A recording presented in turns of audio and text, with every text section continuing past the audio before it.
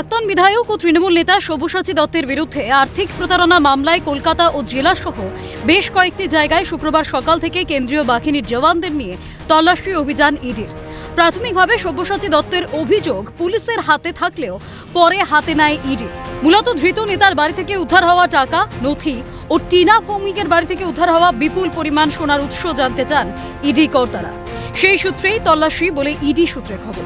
ভিন রাজ্যে আর্থিক লেনদেনের অসঙ্গতি সংক্রান্ত মামলায় শুক্রবার সকাল থেকে একযোগে দুটি জায়গায় ম্যারাথন তল্লাশি ইডির। শর্ট স্ট্রিটে সারোকি হাউসে এক ব্যবসায়ীর বাড়িতে সাত সকালে কেন্দ্রীয় বাহিনীকে সঙ্গে নিয়ে হানা দেয় ইডি আধিকারিকরা। বাড়ির সামনে মোতায়েন কেন্দ্রীয় বাহিনীর জওয়ান। সূত্রের খবর, লেনদেন সংক্রান্ত মামলা নিয়েই ইডির তল্লাশি। শর্ট স্ট্রিটে ব্যবসায়ীর বাড়িতে পুরোহিত থেকে শুরু করে বাইরের কাউকে প্রবেশ করতে দেওয়া হয়নি বলে জানান নিরাপত্তারক্ষী। ইডি সূত্রে খবর যে এই যে ব্যবসায়ী, সেই ব্যবসায়ীর দুই ভাই তারা, এবং সেখানেই মূলত সকাল থেকেই ইডির হানা। যেটা আমরা জানতে পাচ্ছি সূত্র মারফত, যে এই যে ব্যবসায়ী, সেই ব্যবসায়ীর শাড়ির ব্যবসা ছিল। মূলত কেন্দ্রীয় বাহিনী জওয়ান এই পুরো বাড়িটিকে ঘিরে রেখেছে। ভিন্ন যে সংক্রান্ত মামলা, সেই সংক্রান্ত মামলায় যে অসঙ্গতি, সেখানে একাধিক বিষয় জিজ্ঞাসাবাদ করা হচ্ছে।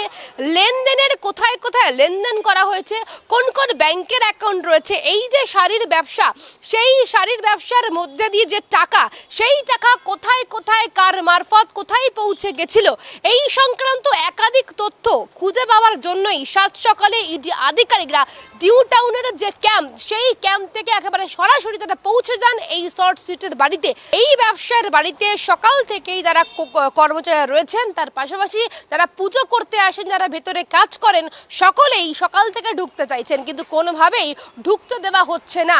টানা জেরা চলছে, তার কারণ একাধিক জায়গায় যে লেনদেন হয়েছে, সেই অসঙ্গতির মামলা সংক্রান্ত একাধিক বিষয় নিয়ে কিন্তু জিজ্ঞাসাবাদ চলছে।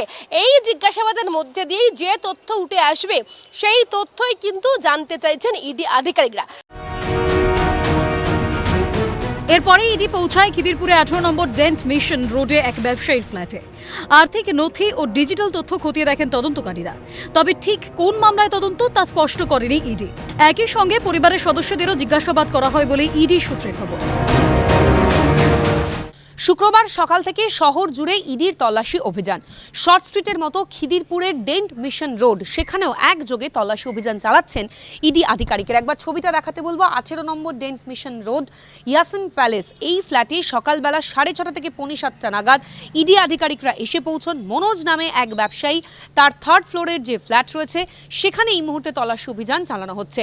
একেবারে ফ্ল্যাটের নিচে গ্যারাজে কেন্দ্রীয় বাহিনী জওয়ানদের মোতায়েন রাখা হয়েছে যে কোনো রকম অপ্রীতিকর পরিস্থিতি এড়ানোর জন্য।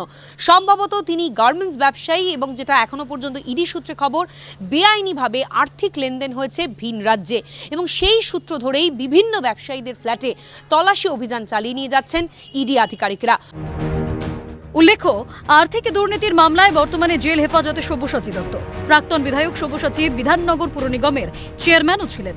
মাস দুয়েক আগে রাজ্য পুলিশের আর্থিক দুর্নীতি মামলায় নদিয়ার তেহট্ট এলাকায় সব্যসাচীর এক বান্ধবীর বাড়ি থেকে প্রায় 4 কোটি টাকার গয়না উদ্ধার হয়েছিল। ইডি সূত্রে খবর, বিভিন্ন দুর্নীতির কালো টাকা নামে বেনামে সম্পত্তি ও ব্যবসায় বিনিয়োগ করা হয়েছিল। ওইসব কালো টাকার হদিশ পেতেই ম্যারাথন তল্লাশি ইডির।